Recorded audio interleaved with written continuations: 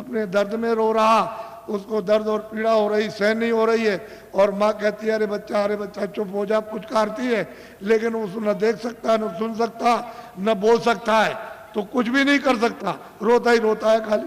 तो दर्द में रोता है, पीड़ा में। तुम जब इधर आए, जरा बड़े हो गए, तो तुमको बताया ये सब कुछ। और तुम्हारे जाने का जब समय हो गया तो तुम्हारी बुद्धि यहाँ रखवा ली, और देखना यहाँ रखवाया, और सुनना यहाँ रखवाया, बोलना यहाँ रखवा लिया, सब रखवा लिया उसने जितना भी था। और तुमको मतलब यह है कि निकाल बाहर किया, फिर तुमने उस पर कपड़े डाल दिए। क्यों? कि भाई अब देखा नहीं जाता, अब देखा नहीं जाता, अब तो डर लगता, घृणा हो गई, तो कपड़ा डाल देते हो।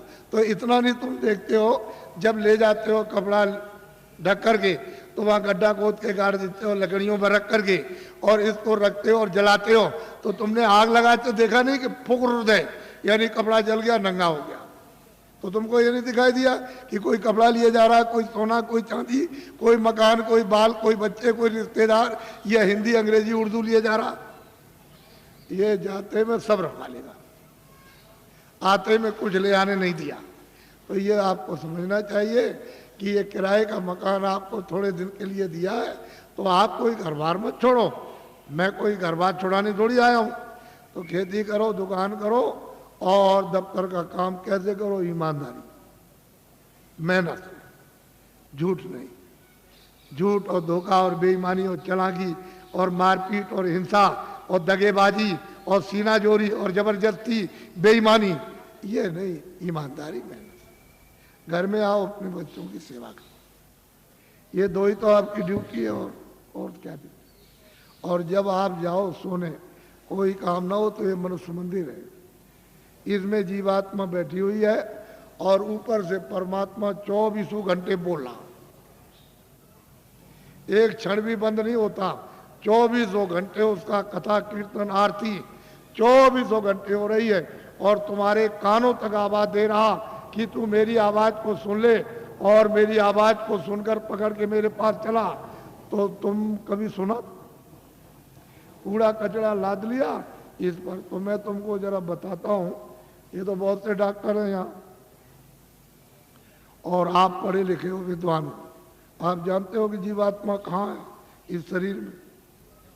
तुमको मालूम, ये जो मिट्टी पड़ी है उसका एक बालू का कण, एक जर्रा उसके लाख टुकड़े कर दिए जाएं, उससे भी वो छोटी है, और इस शरीर में बंद है।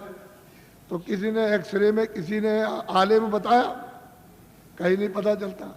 सब लोग आला खींचते हैं कि इसमें कौन है, कौन निकल गया और कौन डाला गया, लेकिन कहीं कुछ नहीं। तो मैं तुमको बताता हूँ, तुम तो मतलब ये है कि मेरी बात पढ़े लिखे अनपढ़ सब सुनो। देखो ये मनुष्य शरीर, बच्चा पीछे हो जाओ, इधर पीछे मत खींचना नहीं फोटो को, ये सत्संग हो रहा है नहीं, आप कुछ मत करो। ये फोटो किस लिए खींच रहे हो? अभी मत खींचो। देखो मेरी तरफ, ये अनमोल मनुष्य शरीर है, ये मनुष्य मंदिर है, इसमें 24 घंटे देववाणी, आगाजवाणी, आसमानी आवाज, कलमा और आयतें हो रही हैं। मैं तुमको इधर बताता हूँ, देखो इधर, ये जीवात्मा न इधर है न इस तरफ, न ये इधर बैठी हुई, न इधर, और न इस तरफ है, यानी इधर नीचे कहीं नहीं।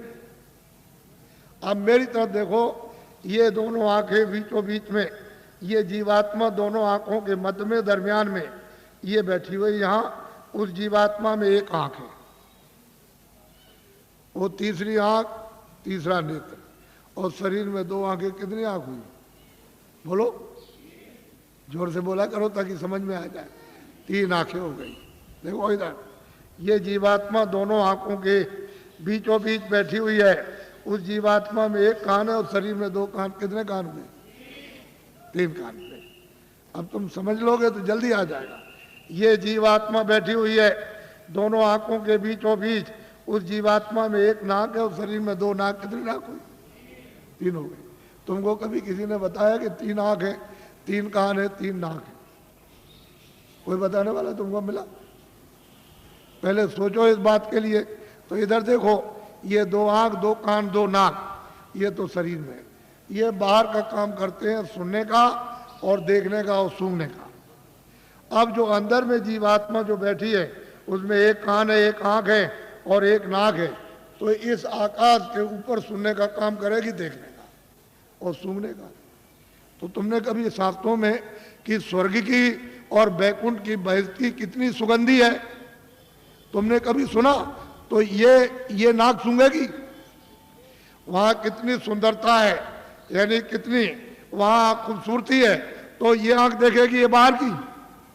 तुमने कभी किसी से पूछा और तुमने कभी रामायण है, गीता है, कभी शास्त्रों को तुमने ध्यान से पढ़ा? उन महात्माओं ने तो देखा था, उन्होंने तो तीसरी आंख तीसरा कान उन्होंने खोला था। इन आत्माओं की जमीन जो ये दोनों आंखों के बीचों बीच बैठी हुई है, तो इधर देखो ये डंडा है, ये पूरा डंडा पूरा का पूरा। इधर देखो जब दो आंखें ये खुलती हैं तो आप देखते हो कि आसमान ऊपर है, जमीन नीचे। तो शरीर की जमीन तो ये नीचे है और शरीर का आसमान ऊपर, लेकिन ये जो तीसरी ये आंख है जो जीवात्मा बैठी वो यहाँ, वो तीसरी आंख तीसरा कान तीसरा नाक इस आकाश के ऊपर है। तो आत्माओं की जमीन ऊपर है, जीवात्माओं की जमीन ऊपर है, वो चेतन है, वो जड़ नहीं है। ये खेती नहीं है, दुकान नहीं है, दफ्तर नहीं है, ये कपड़े नहीं है, कोई सामान नहीं, कोई टट्टी नहीं, कोई पेशाब नहीं, कोई लड़ता नहीं, कोई गाली नहीं, कोई गलोज नहीं, कोई धोखा नहीं, कोई बेईमानी नहीं, कोई मस्जिद नहीं, कोई मंदिर नहीं। ये जीवात्माओं की चेतन जमीन ऊपर। तो तुमने कभी किसी से पूछा कि महात्मा नाम किसका है, योगी किसको कहते हैं, क्यों योगी कहा जाता, क्यों महात्मा कहा जाता, क्यों महापुरुष कहा? ये तो आपने कभी पूछा नहीं। भाई इसमें लगे हुए झूठ चल कपट भरे हुए धोखे बेईमानी में, तो इसमें आपको क्या मिला? क्या मिल गया? ये यहाँ क्या मिला? वो तो जो यहाँ कुछ है वो तो क्षणिक। ये तुम्हारे कानों तक ऊपर से आवाज आ रही है, उधर से प्रकाश आ रहा, तो उस प्रकाश का आनंद और उसका देववाणी का वो ठंडक तुमको मालूम होती है इंद्रियों के द्वारा, तो तुम कहते हो जरा सा आनंद मिल गया, फिर और जगह मिलेगा, और जगह मिलेगा, और मिलेगा। वो देखने में मिल जाएगा, सुनने में मिलेगा, कपड़े में मिलेगा, मकान में मिल जाएगा, खाने में मिल जाएगा, स्त्री में मिलेगा, बच्चे में मिलेगा, चलो राजपाट में मिल जाएगा, सारी दुनिया पर राज करना। लेकिन वहां गए कुछ नहीं है ही नहीं। अरे ये मृतलोक है, ये भूल भुलैया है। रास्ते से आए थे, रास्ता छोड़ दिया, आंखें बंद हो गई, कान बंद हो गए, सब बंद हो गया, रास्ता भूल गए। अब वापस जाने का कोई रास्ता नहीं।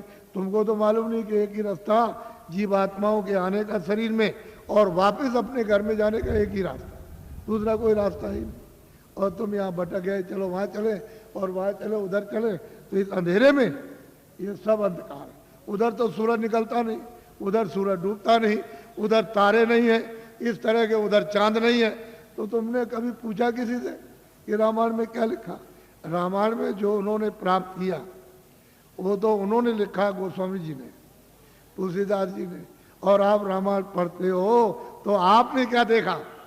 आपकी समझ में क्या आएगा, क्या लिखा? इसलिए महात्माओं की बारी आपकी समझ में नहीं आ सकती। तभी तो अर्थ का अनर्थ हो गया, और धर्म का अधर्म हो गया, और कर्म का अकर्म हो गया, और सत्य का असत्य हो गया, और न्याय का अन्याय हो गया, और प्रेम का दुश्मनी हो गई घर घर में। तो बताओ, मैं तो तुमको अमूलक चीज देने आया था, लेकिन अब यह है कि थोड़ी बारिश हो गई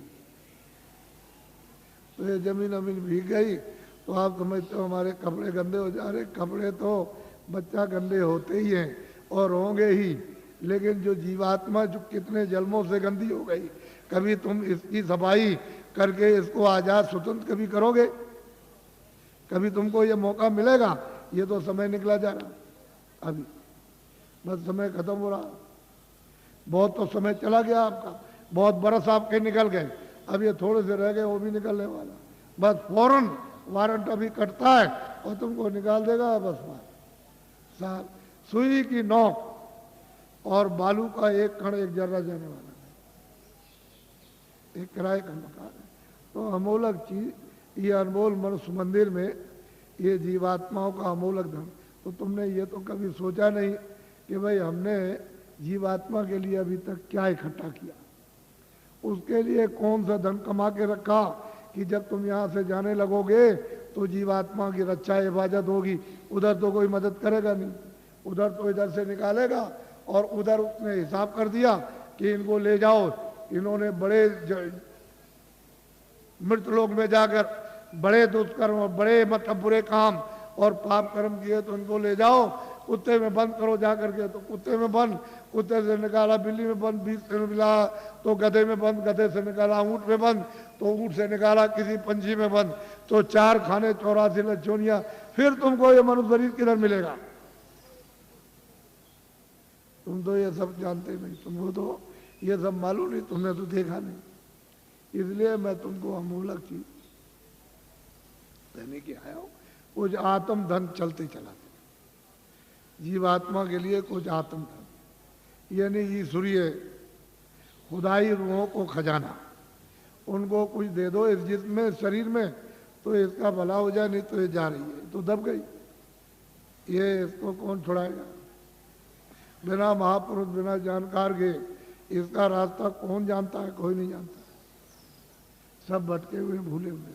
तो अमूलक चीज लो, उसको देना चाहता हूँ। इसलिए तुम ऐसा मत समझो कि कोई बाबा जी जय गुरुदेव है या बाबा जी भगवान है। हम तो पक्के आपके सेवक हैं, सेवक। कोई भगवान नहीं है, कोई जय गुरुदेव नहीं है। जय गुरुदेव तो वो है, हम तो आपके सेवक हैं। सेवा करने का मतलब यही होता है कि तुम्हारी गंदगी को साफ, जो तुम्हारी गंदगी धोता है, साफ करता है, उसका नाम सेवक ही है। जितने भी भारत में महापुरुष आए इस प्रभु को प्राप्त करने के लिए इस कलयुग में, वो सब के सब सेवक रहे। वो कभी महात्मा नहीं बने, न कभी महात्मा बनेंगे, न बने, न उन्होंने कभी इच्छा और न उन्होंने कभी स्वप्ने मतलब ये कभी सोचा। वो तो सेवक, तो तुम लोग उनको पहचान भी नहीं पाते। और उनके पास में अमूलक धन होता, अमूलक खजाना, और तुम ले नहीं पाते। इसी जमीन में वो भी आते हैं, इसी जमीन में तुम हो, तुम इसमें लगे पड़े हुए हो, और वो यहाँ से निकल के चले गए और तुमको कहते हैं भाई जल्दी कुछ अपना काम करो, नहीं तो ये पराया काम, ये बोझा ढोते हो, ये तो छूटने वाला है, तो ये शरीर चला जाएगा, ये तो मकान तुम्हारा नहीं है, ये सामान पड़ा रह जाएगा। तो अमूलक चीज है, अमूलक धन है, तुम्हारे साथ खजाना रखा हो अथाह। लेकिन अब क्या करे बेचारी जीवात्मा, ये इसमें बंद है, इस कोठरी में बंद हो गई, इसका फंस गई। अब इसको कुछ नहीं सुनाई दिखाई, कुछ नहीं देता। तो कोई महात्मा मिले तभी तो उनकी कृपा दया दृष्टि हो, और वो कुछ मतलब ये शुद्धि सफाई करें तो कुछ रास्ता दे दे तो अच्छा।